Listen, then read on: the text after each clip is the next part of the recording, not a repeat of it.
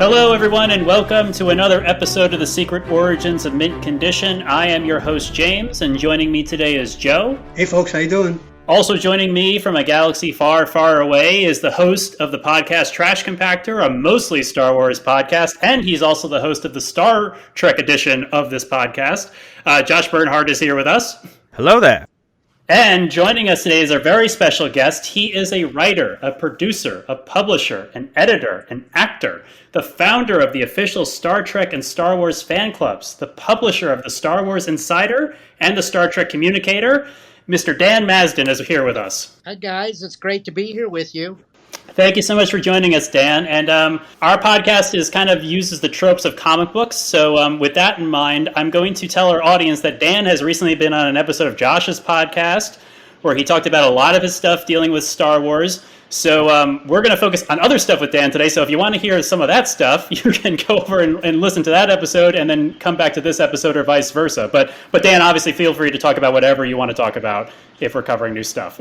Absolutely. I'll talk about whatever you want me to talk about. Well, I kind of want to jump in with the fact that just your thoughts on it. You're kind of the person who laid the foundation, I think, for modern fandom, it seems like, because you were the person who, way before people were doing it now, kind of walked between two worlds. You like Star Trek and Star Wars, and I remember growing up that it was Star Wars or Star Trek, Marvel or DC. It was like Coke and Pepsi back then. So you were doing this before everyone decided we should embrace all forms of pop culture. So what was that like for you? Well, it's interesting because, I started with Star Trek. That was what caught my attention, and that was before Star Wars was ever around. So my passion was Star Trek, the original. And then, lo and behold, 1977 rolled around, and Star Wars came out, and I was blown away by that film. And so I thought, well, you know what? I took down all my Star Trek pictures and posters in my room and put up Star Wars pictures and posters in my room. But my Star Trek passion never left me, and I realized at some point that I could love both. And so it really started with me starting a Star Trek fan club around the time of the Star Trek The Motion Picture, 1979. And I started a fan club during that time period, and it just continued to evolve and grow. Gene Roddenberry got a hold of it. It got more professional. At that point, I got contacted by Paramount Studios about doing the official Star Trek club, which I did, and the club began to grow, and I got more employees, and it just became a much bigger project. And then Lucasfilm saw what I was doing with Star Trek and contacted me in about 86 actually.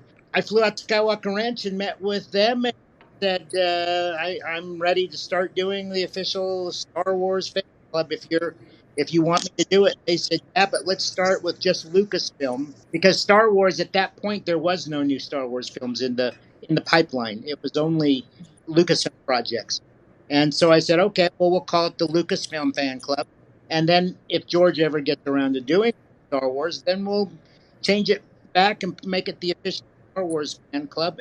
And so for many years there, I covered Lucasfilm projects like Willow and Indiana Jones and the Last Crusade, and Tucker. And then word came that George was working on the prequels, and we started preparing to change the fan club name back to Star Wars and change the magazine's focus to Star Wars primarily and call it the Star Wars Insider. And that's how it all began. I started with Star Trek, and it was because of the success I had with Star Trek that I got Star Wars. So they both, and actually, what's interesting is that Star Wars was a much bigger fan club than Star Trek. But Star Trek was able to benefit from a lot of the things that we had to purchase for Star Wars, computer equipment and such, rent in places. So Star Trek started Star Wars, but Star Wars helped Star Trek along through the years. So they both kind of complemented each other in my life. Yeah, well, you could say the same thing, too, with the state of the actual shows themselves, because arguably Star Trek: The Motion Picture wouldn't exist without the original Star Wars. Sure. Certainly not in that form. Yeah, that's right. You're absolutely right. Yeah. Well, Joe, you had a question about that actually too, right? Before we were going hot on mics, you were thinking about your Dan. You told a story about Star Trek, seeing Star Trek: The Motion Picture, and Joe, you had some questions about that. I know. Well, yes. Full disclosure, I'm not a fan of Star Trek: The Motion Picture, and Josh and I have gone back and forth about that, and we even did a podcast that needs a resolution at some point. But I did stay online in Manhattan, in Times Square in the rain for 2.5 hours to see Star Trek: The Motion Picture. I got to say honestly, I was disappointed, but I was still wildly excited that Star Trek was back. And no one knew then. I don't know. Maybe Paramount knew. I don't know. But the fandom didn't know. At least I didn't know that this was going to lead to so many Star Trek movies and then more Star Trek TV programs. So thank God, Star Trek: The Motion Picture premiered in December of 1979, and I was there the first day. I was also there the first day that Star Wars premiered in May 25th, 1977. So Wow. yeah, I was there. I took my cousin, my baby cousin. He wanted to see the picture. He was only like 10 years old. Took him with me. But no, it's I can understand how that motion picture could launch someone into this world, because it was so obviously was so much different from what we had seen previously. We had Star Wars 2 years before, and now we have Star Trek, which everybody knew from TV. But Star Trek is, to me, anyways, the more cerebral, obviously, of the two franchises. So I just think that while it wasn't my favorite Star Trek motion picture, that's Star Trek 4: The Voyage Home. Yep. I'm happy that it was premiered, and it did fairly well. I understand, right? Yeah. Yes. Yeah, it did. There were a lot of people disappointed with Star Trek: The Motion Picture. I think after it had come out, there was a lot of question there would be another Star Trek movie, because that one did not get a warm reception.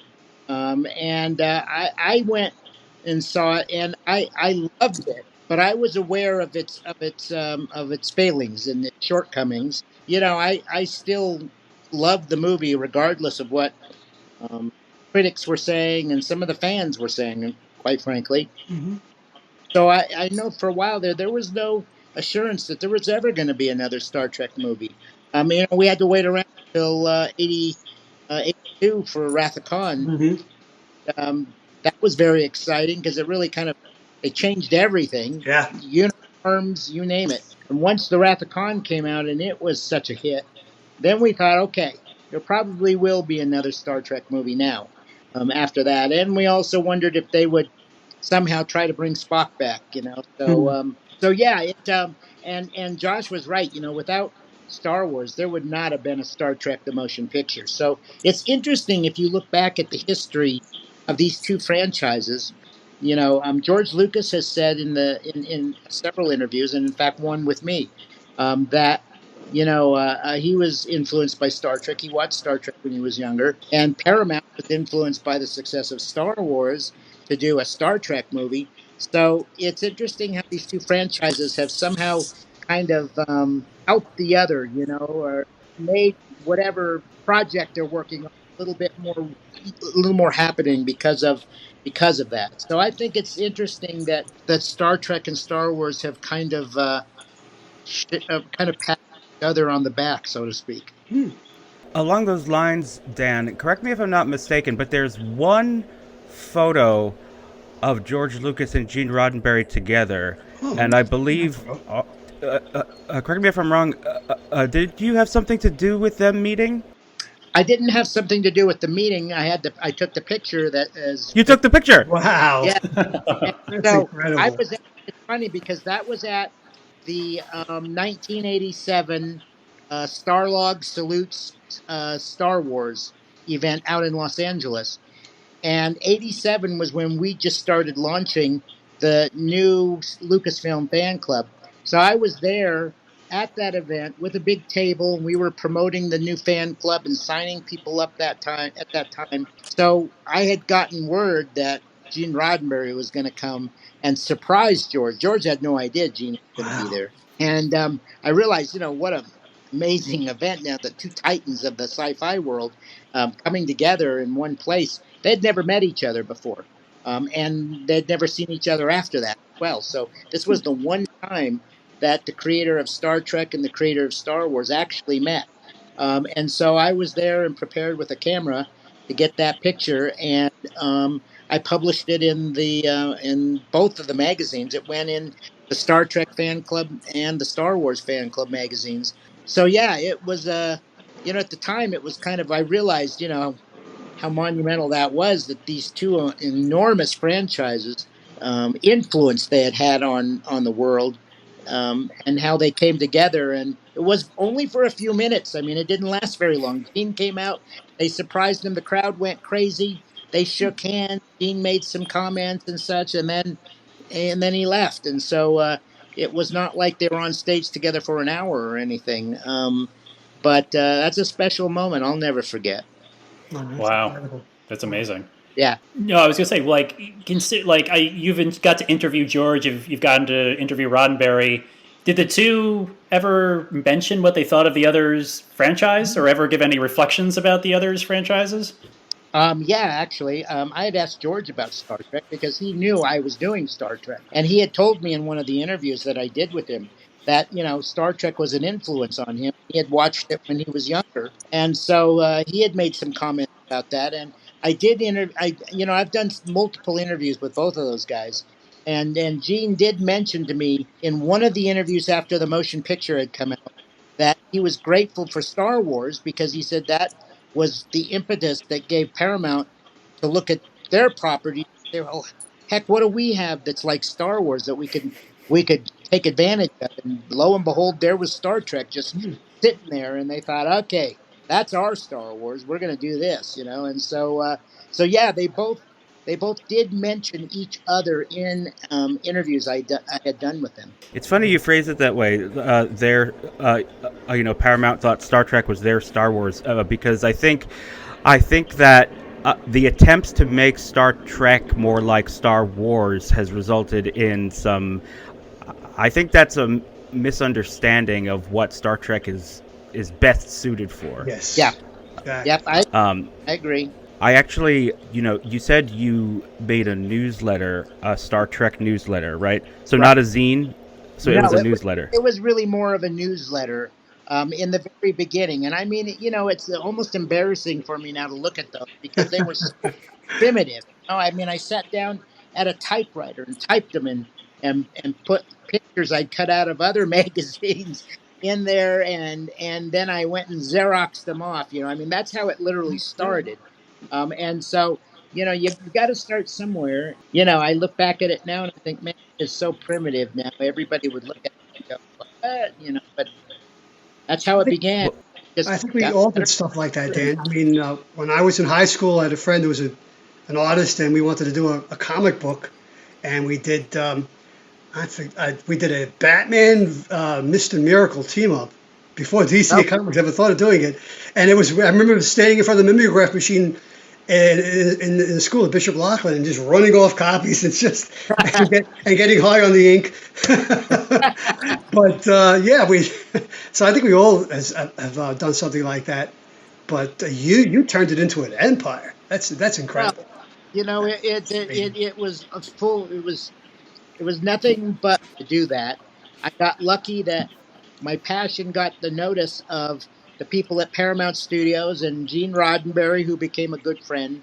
And then I was very fortunate to be in the right place at the right time to have it get in the hands of Lucasfilm and George Lucas, and to be there in what a lot of people call the dark times, because I was there when there was no new Star Wars movie. The thought of doing Star Wars on TV there's no one even imagined that Star Wars would ever come to TV. I mean, there was the holiday special, but everybody wanted to forget that, Yes. But I mean, if you had told me back when I came on board with Lucasfilm, if you had told me that in 2023 there would be how many different Star Wars series on and a show just for Obi-Wan Kenobi, and I would have said, yeah, no, I don't think that's going to happen. It would have been unimaginable back then at that time, and I, to be honest, with Star Trek as well, I would never have guessed that there would have been so many different Star Trek shows. I could have seen, the Next Generation was a logical next step when that came out. But I still remember a lot of people, you know, really nervous and kind of griping about, another Star Trek show. And they really became upset when they found out that Kirk, Spock, McCoy, and crew were not going to be on this new Star Trek show. And so it took a while for them to warm up to that, and especially to warm up to a captain like Picard, who was so very different from Kirk. So it took a little bit of, massaging to get the fans on board. But at that second season of Next Gen with the board coming on board, boom, that brought everybody into it. Yeah, it's interesting. I sometimes we've reflected on this, all three of us, and our other guests on this. The fact that we grew up in a time when, like I said, we couldn't imagine the riches, the how much content of the things we loved would be out. Like Josh and I and Joe, we've said it's amazing that there was a good Star Wars and Star Trek series on at the same time. And if you told this to me when I was 10 years old, I'd be like, what?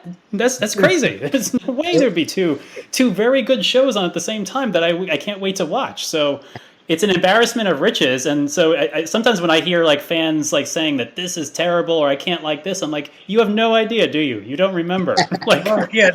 That's a good point, Jason. They didn't live in the dark days like I did, because when I was 10, we had reruns of The Adventures of Superman, which I adore and still love to this day. And of course, we had Adam West's Batman, which again, fantastic. I adore it. But, it wasn't until Roddenberry and Irwin Allen got things moving in the 60s with their productions that the things that we love so much, we started to see on at least on the small screen. That's right. So, yeah, but the kids today, I sound like an old fart here, but the kids today, they really don't know how well they got it. Now we're all old. If you're an old fart, we all are then. Well, thank you. Dan, the reason I asked you about the newsletter was because, sorry, you said you started it around the time of Star Trek: The Motion Picture, or you started a fan club around the time of Star Trek: The Motion Picture? What I actually started was the Star Trek: The Motion Picture fan club, and the club was based around just that movie.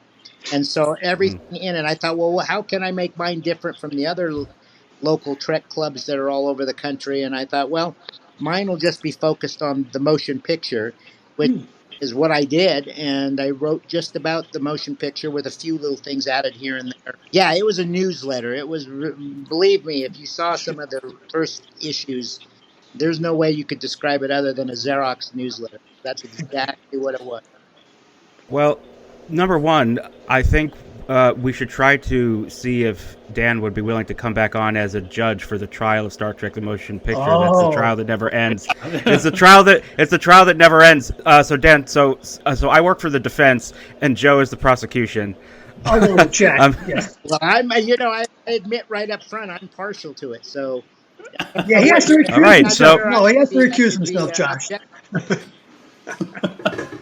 He's an expert witness. Well, then, if Dan is going to be one of the judges, I want to change the venue then. Okay, fair. Let's swing around the sun and go back to 1965. Okay. Well, all right. I don't know how we'll watch it if it's 1965, but Dan, the reason why I was asking you about your sort of professional fandom started with a newsletter. Do you think if podcasting was around when people were making, homemade newsletters and zines, do you think you maybe would have done a podcast instead of a newsletter? Or I probably wouldn't have, and I'll tell you why. Because I'm a visual guy. I like being able to see things on paper, and I like to be able to look at pictures and such. And so I think I still would have gone the route that I did. I might have done a podcast in addition to something printed. But yeah, it's funny because, they're back in my day, and I mean, now I'm sounding like the old fart here. I mean, there was no DVDs, there were no video cassettes, there was no, I can remember on the original series. I mean, I put my tape recorder up to the speaker on the television, and at 4 o'clock every afternoon, when the reruns would come on, I'd sit there and hit the tape recorder and record each episode, so that at least I could listen to the episode later on. Can't watch it, but I could listen to it, and that was the best thing going at that point. So yeah, it's just so amazing to me to look back at the beginnings of fandom for me, and how primitive everything was compared to what they have now. What well, I wanted to ask you, and Joe, you can weigh on this too. When you were starting the fan club, I mean, just to how did you go about getting people to become a part of the fan club? And because Joe was also around that time, is like when small comic book conventions were still around, and the smaller Star Trek. How did everything build? I know it's a lot to say, because you kind of went through it, but is there how did everyone connect with each other? It started with the help of Starlog magazine. I ran my very first thing that I put out there to reach out to Star Trek fans, on a black and white ad in their little section, for ads you could place. And I put an ad for Star Trek: The Motion Picture Fan Club, and the first 5, 10, 15 members came from that. Um, Wow. then I would put flyers out at different conventions. I would contact them and I'd say, listen, if I send you some flyers, would you put them out on your flyer table? And almost every one of them said, sure, send us the flyers. We'll put them out on our table for you. And I still remember at Star Trek To the Wrath of Khan, when the opening day here in Denver, and obviously there was a line of people going all the way down the block, to get in. I had my friend and I, and we had flyers, and we going down the line and handing them to everybody there. Here, have a flyer. Wow. Here, have a flyer. I mean, that's really, it was Yeah. grassroots, just hitting the street and putting flyers out. That's how and classified ads in Starlog, and that's really how I first got the word out. And of course, it was small in the beginning.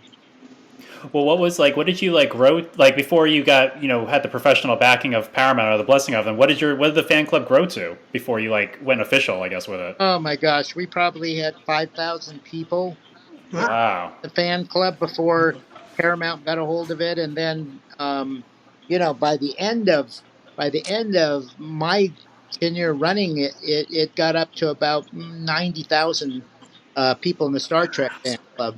But the Star Ah. Wars fan club, see, and this is where you can compare them. The Star Wars fan club, and it got at its highest peak of membership when I was running it, was close to 300,000 people. Wow. Wow. Now that's So like including the 3 times magazine. the The size. Star Wars Insider went out to every single one of those fan club members, but we also had it on the newsstand, sold at comic book shops, grocery stores.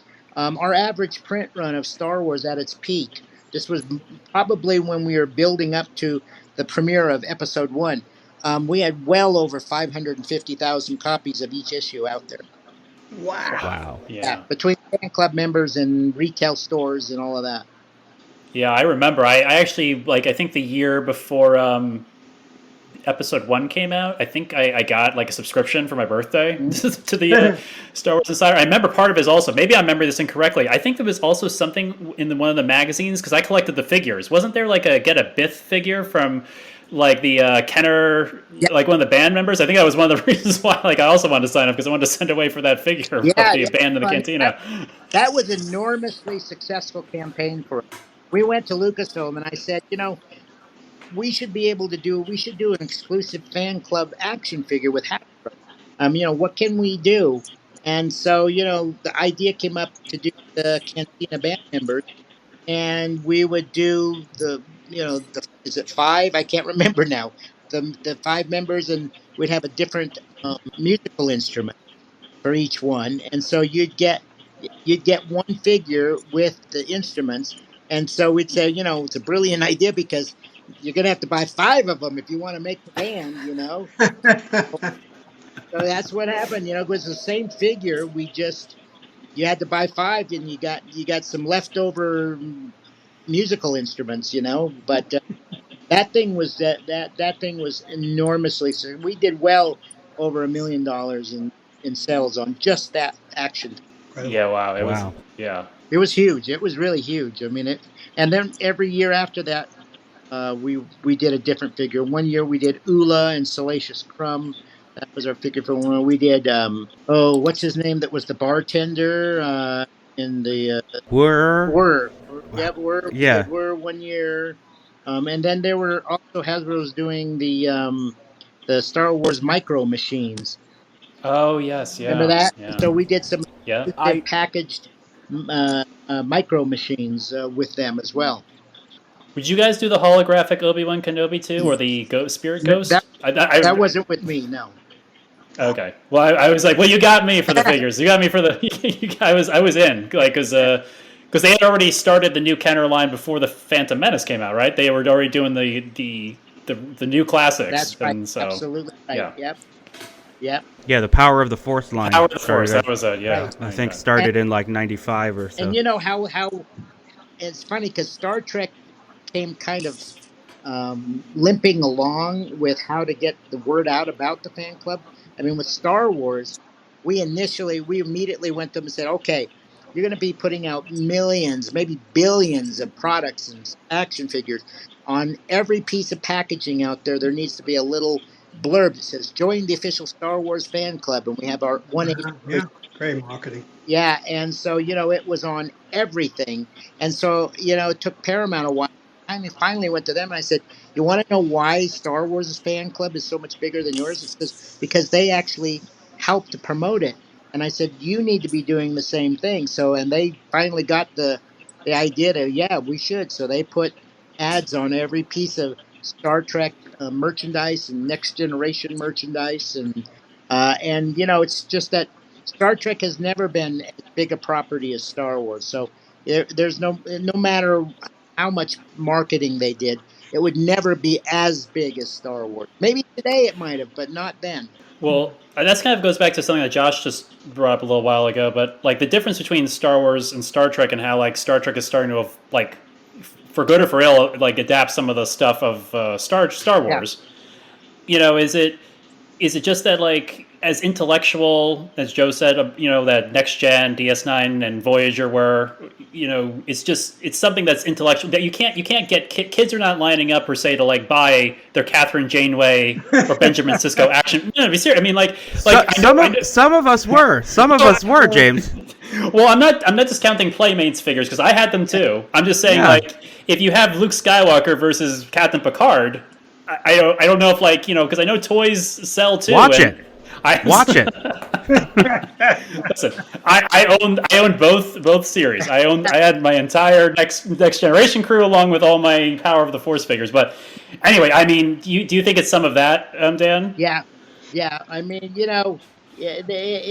it's Star Trek has always been more cerebral, more thought provoking, more science oriented. Star Wars is spaceships and blasters and lightsabers and weird aliens and things. So it from the very get go was more popular with the younger crowd, with kids, and Paramount finally coming around to that now with the new Star Trek shows they're doing. They're doing the animated Star Trek Prodigy, and some of the things they're doing are starting to try to appeal more to that um, younger audience of Star Trek as well. And I think that it's interesting today. I don't know.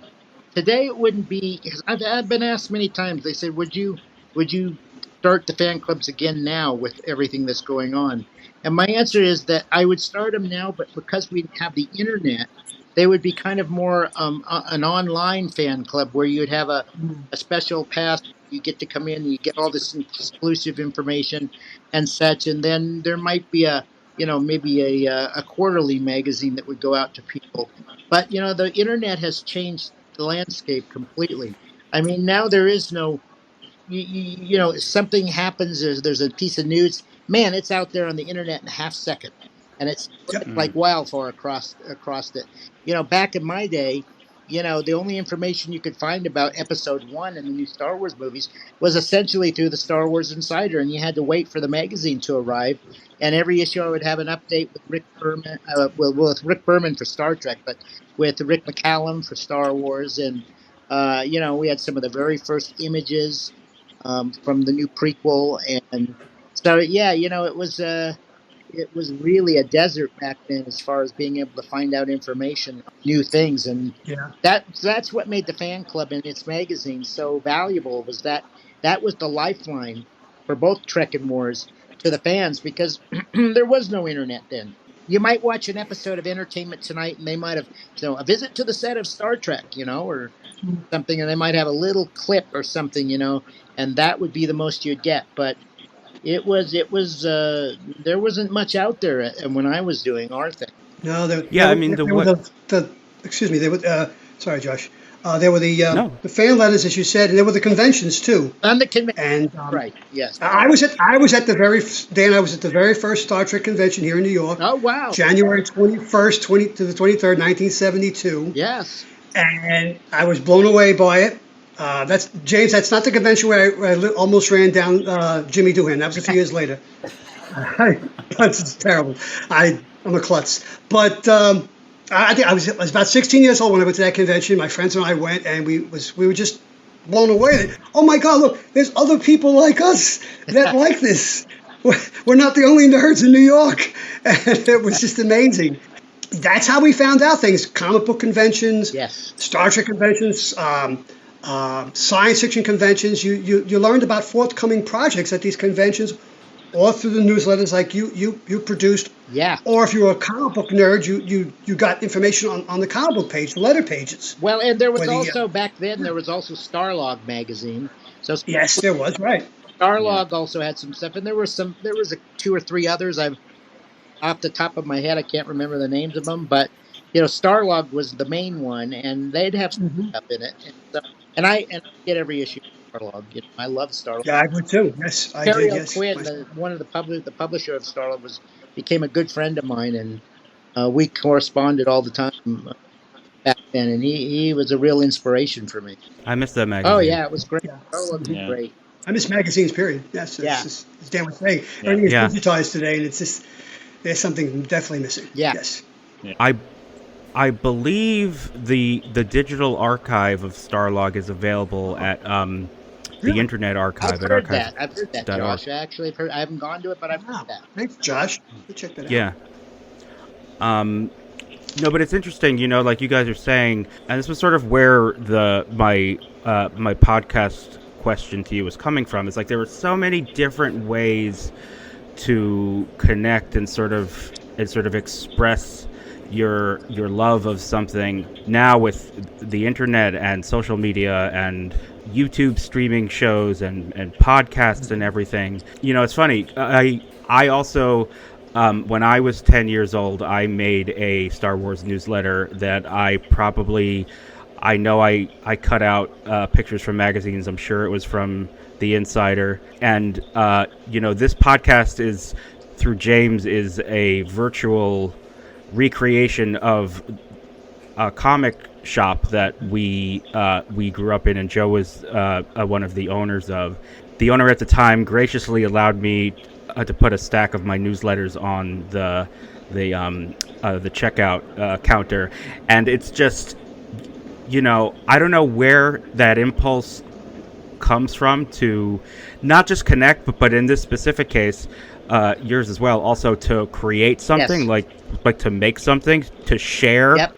And I often wonder, the internet existed then, but not in the way that it does now. And I often wonder, like, what my experience of discovering Star Trek, discovering Star Wars, and these various other, fandoms that I'm a part of would have been like had it been, the other fans were so much more visible, and it was so much easier to express yourself. Like, you didn't have to beg your mom to drive you to Kinko's to photocopy your thing, and then say no to the color photocopy because it was more expensive, and then have the clerk say he's not allowed to photocopy this because the images in it were copyrighted. You didn't have to go through all that. Like a story right out of my life. I swear to God.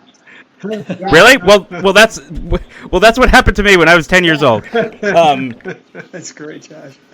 The difference between you and me is I never got past one issue, but then 30-something years later, I'm doing a podcast. So it's sort of the sequel. There you go. I'm not doing a podcast, so you're ahead of me now. No, well, so I guess if you can, I'm trying to pull out a question out of all the words I just said. It's something about how the nature of the interaction has changed. It's so much more visible and available, and you would think that that would make it less special, but it doesn't feel less special. It still feels like you're sharing a special secret with like-minded people. So I guess if there is a question, could you reflect on the way fandom has changed since the Star Trek the Motion Picture fan club to this age that we're in now? I can tell you the biggest way it's changed is that it's cool to be a geek.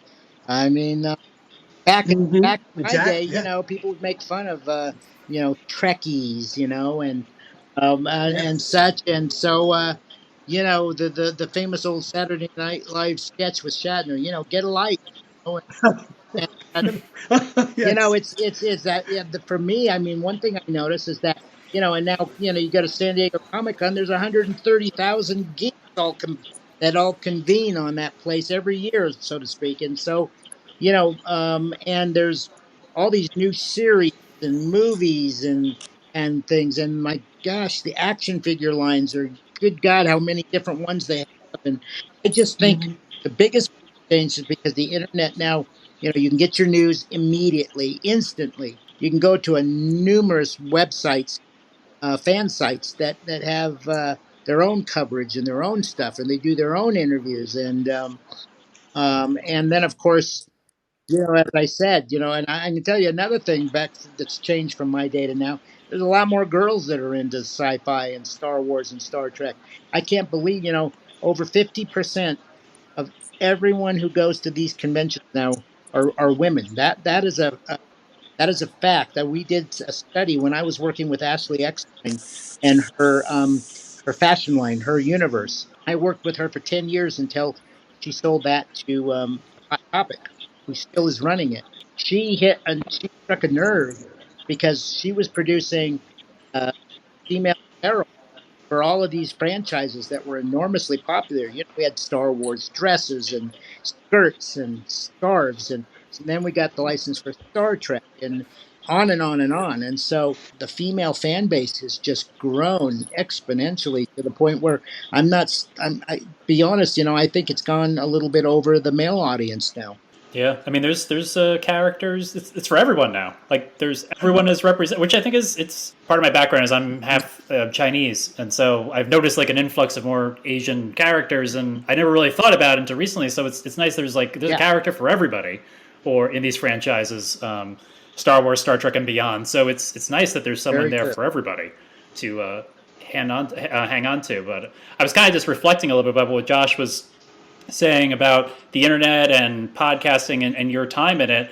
You were, I mean, the journalist that you were, you'd be the internet where the internet got their information from. I mean, how does it feel? Like you were the guy back in the day who, if you wanted to know something, you would be the guy who would release it out into the world. And it was real information. It wasn't like this, there's like so many like rumor mill about who's casting and what they're doing. Like you had the real information. Interesting you asked me that because that was an exciting thing for me, because I can remember I would get this information.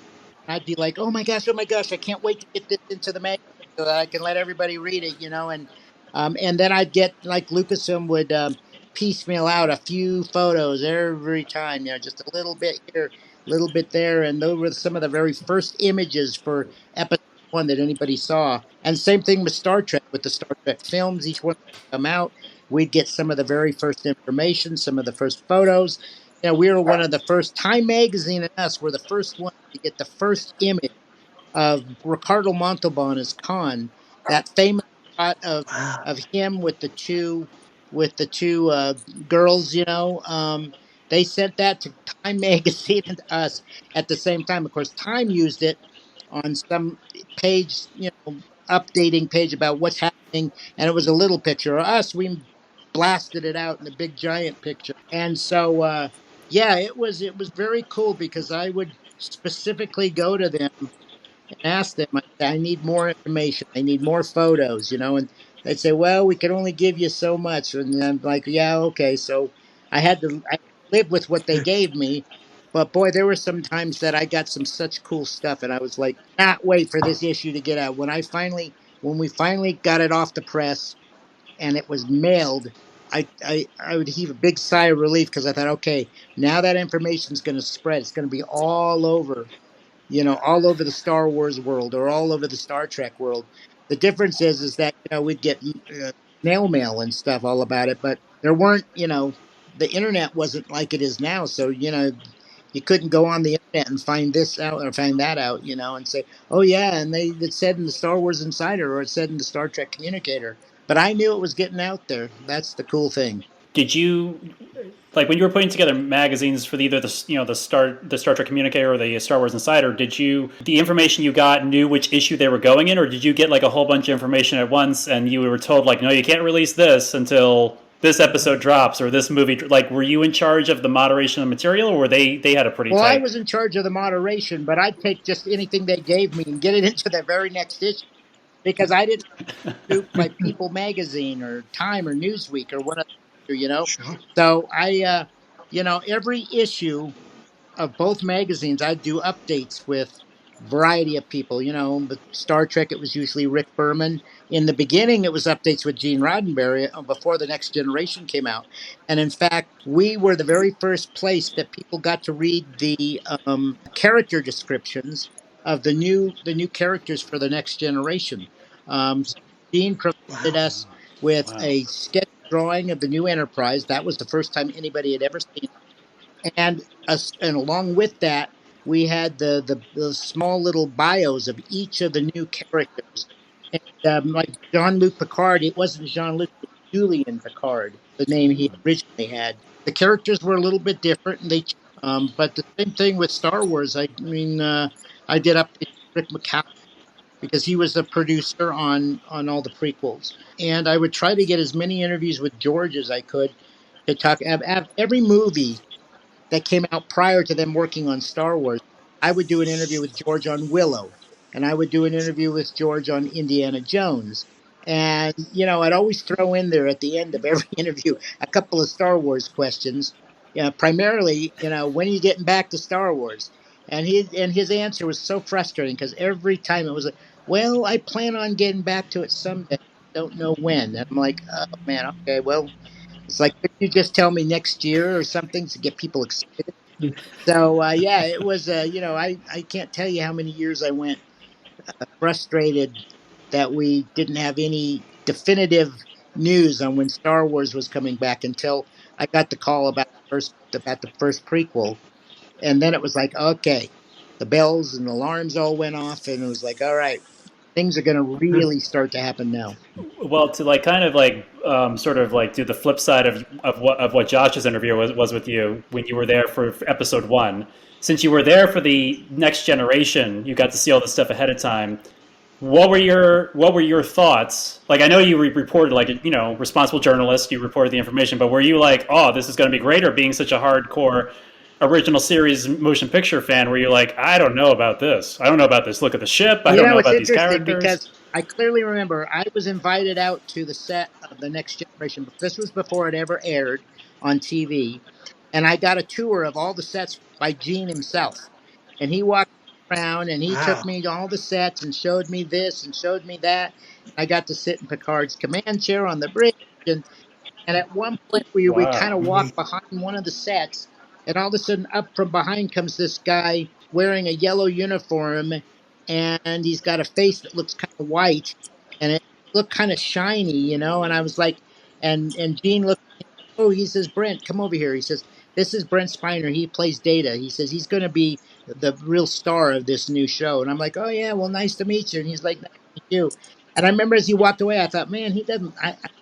His makeup doesn't look very good. I was thinking, it looked like makeup. It was all shiny and everything. I remember thinking, I hope that looks better on the screen because it sure didn't look very good in life. But no, when I saw the sets, I was just blown away. I thought, wow, this is so different, but yet so cool. And Gene, assured me that it was going to be traditional Star Trek, but with a new, updated look. Um, and so I was very excited to get to see the sets. And one of the things you mentioned secrets and things. When I found out many, many months in advance that DeForest Kelly was going to make an appearance as the old McCoy on that first episode. Boy, I tell you what, I took everything that I could do without to not, spill that information before we got to see him. But that was pretty exciting to find out that we were going to see an original character, albeit as an aged old man in an episode of The Next Generation. And the same thing with Spock. When Spock was Wow. going to come on that two-part episode, I found out that almost a half a year before it ever happened. And that was another one of those I had to keep zip my lip. Wow. I could have never have done that. Wow. I just couldn't do it. I would just blab it out, man. I could never do that. Oh, that's incredible. Oh yeah, That's really yeah. incredible. It was exciting. Speaking of Indiana Jones, I'm seeing all of the advertisements for the new movie that's about to come out soon.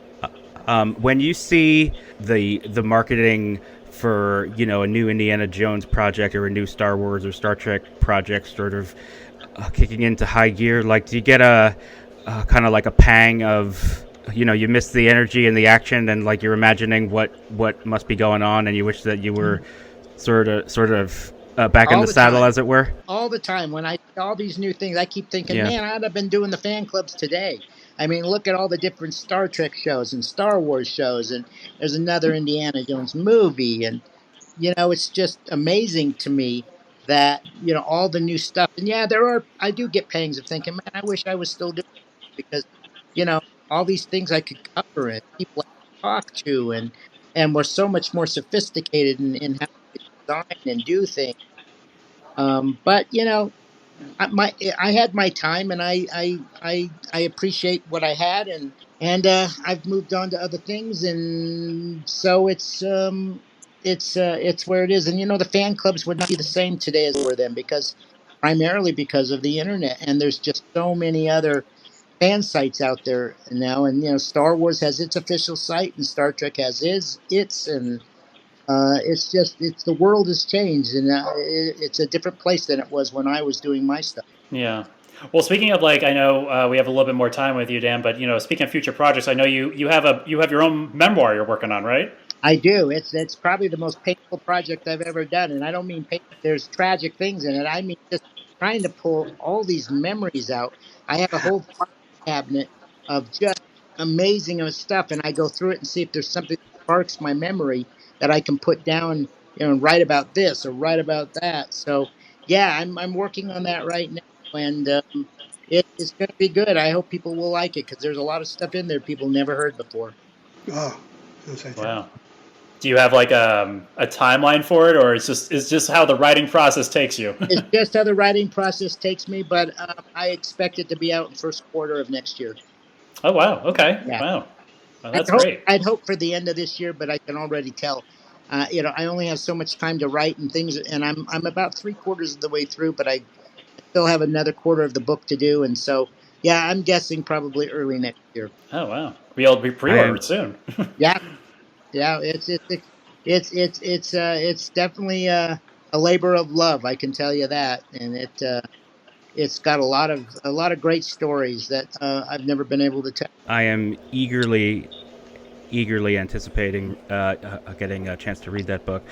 I have one final question for you from me. Sure. I read somewhere that you're a big admirer of Abraham Lincoln. Right behind me there. I was wondering.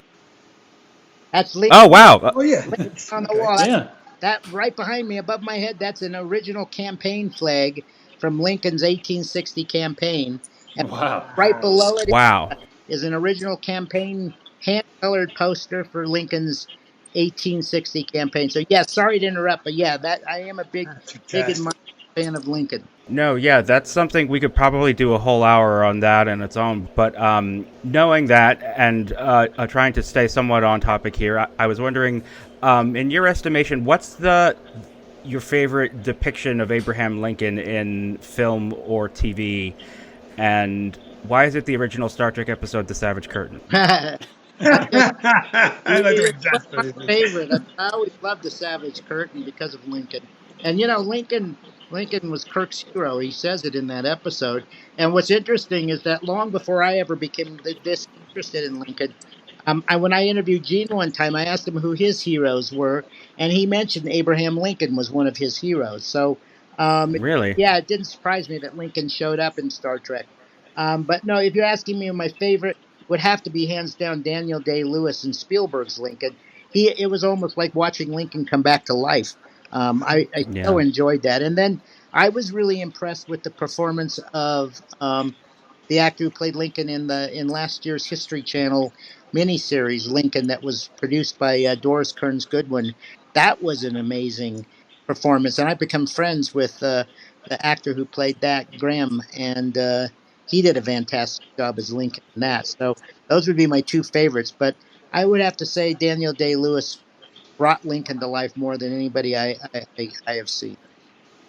Yeah, what was really astounding so I mean, I agree with you. That was an astonishing performance. I haven't seen that History Channel series, but I'll have to check it out. But the thing that really struck me about Daniel Day-Lewis as Lincoln, beyond the entire just physicality of it, obviously was just uncanny, but also the voice. Yeah. And he did his real study on that, because a lot of people have no idea what Abraham Lincoln sounded like, but his voice. Right.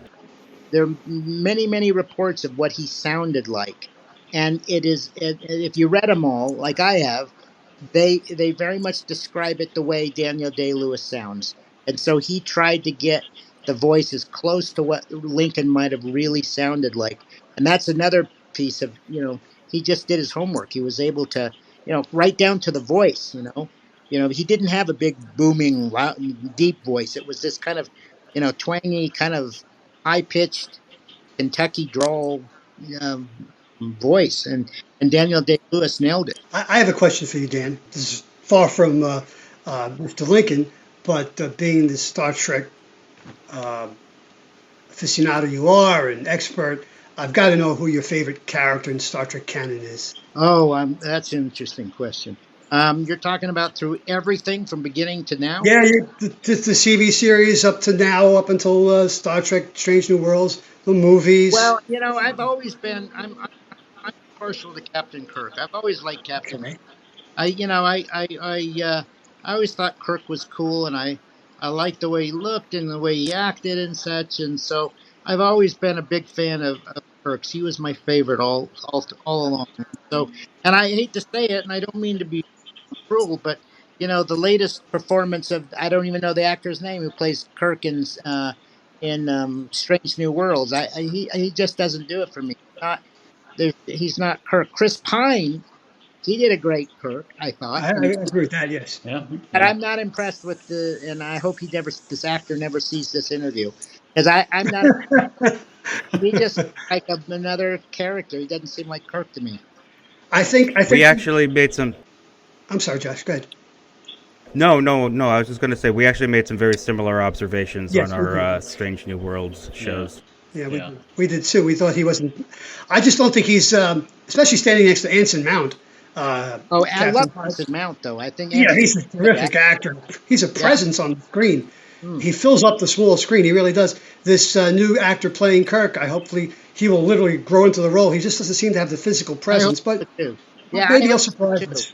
I was really excited when I heard Anson Mount was going to be playing Pike, because not only He's does he have marvelous. a bit of a similar facial features to him, but I loved him on Hell on Wheels. He was one of my Mm. favorites on that Western series. We watched that from beginning to end, I've got to check that and out. I've so never. I loved him before he ever got on Star Trek. So, yeah, he's good. I really like him, and I like his portrayal of Pike. Dan, do you know if he is an accomplished equestrian? Because he does ride horses on. He does. I don't know if he's an accomplished equestrian, but I do know that he has ridden horses, and I Okay. don't know that he owns horses, but yes, he has ridden horses. and he knows how to ride a horse. That I do know. Something that people in Hollywood years ago knew how to do. They Yeah, really did.